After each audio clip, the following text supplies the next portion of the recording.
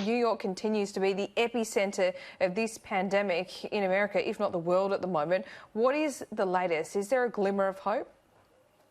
Well, there may be, but first we have to acknowledge the grim aspect of this and all the death in New York. You know that roughly about every 2 minutes, every 2.5 minutes, a New Yorker is dying from coronavirus.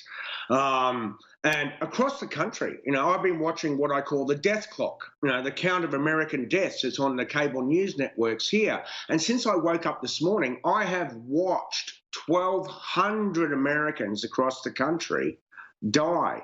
So, yeah, it is still pretty dire, but we have some signs of hope at last. First, just an hour or two ago, the head of the CDC, the Center for Disease Control, came out and said, based on new modelling, we may be looking at 81,000 American deaths instead of the projected 200,000. Apparently, part of the reason for the new modelling is that the old modelling assumed that only 50% of Americans would listen to the stay-at-home orders.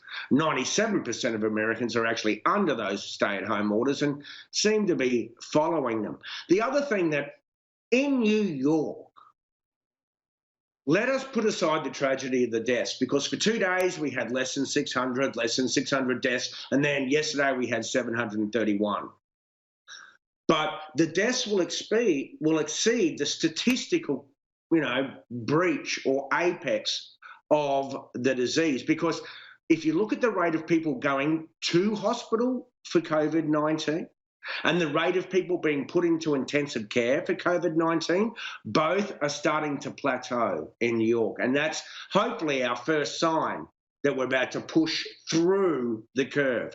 But let's not forget, there's still about 18,000 New Yorkers in hospital beds with COVID-19. There's at least 4,500 in intensive care beds.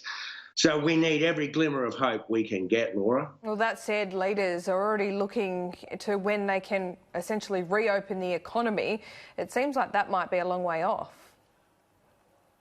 Yeah, obviously that's a matter of great debate, as I suspect it is in Australia. But at least we today heard from the governor of New York, Andrew Cuomo,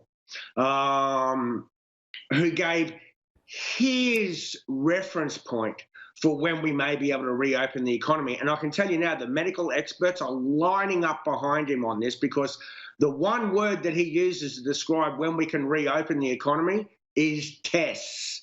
Listen to this. It's going to come down to how good we are with testing.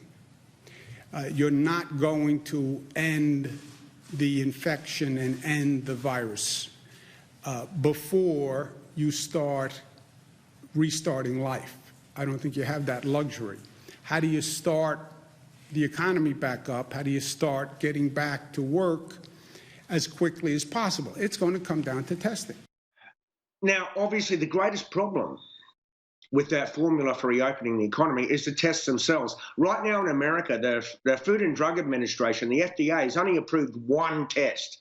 There's several out there, but no one's quite sure, how accurate these other tests are. It also comes down to the accuracy of the people taking the swabs.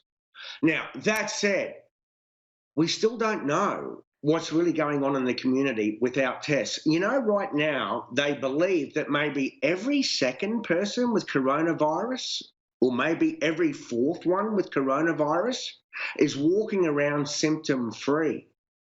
So we need to establish just what's going on with that. And a study has just come out that said even in tiny little rural counties or city councils here in America, where there's only one positive COVID or coronavirus case, they say by the time you get one case, you probably already have an outbreak.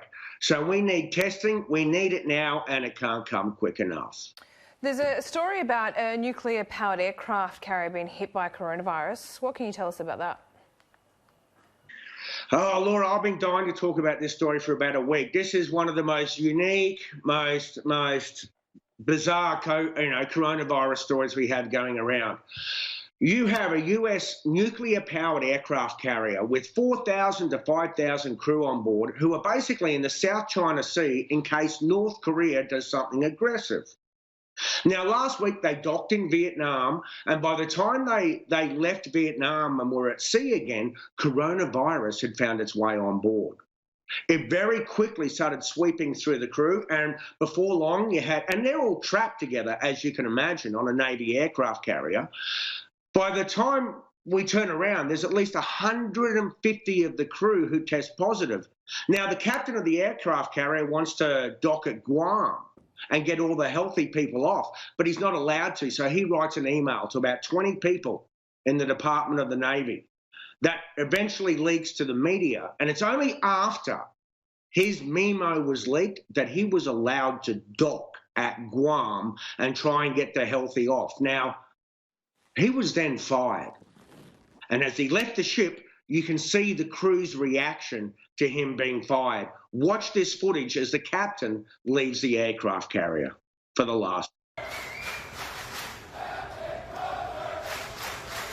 GOAT, the man for the people.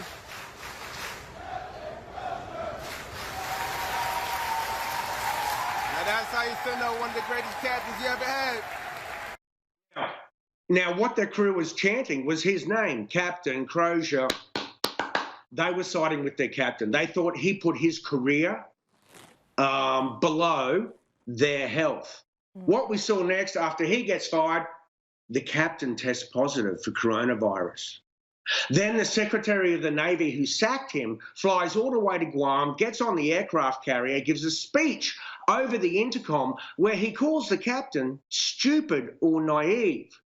Fast forward to 2 hours ago, and that Secretary of the Navy has just had to resign. It's one of the most intense coronavirus stories that you can imagine on an aircraft carrier, Laura.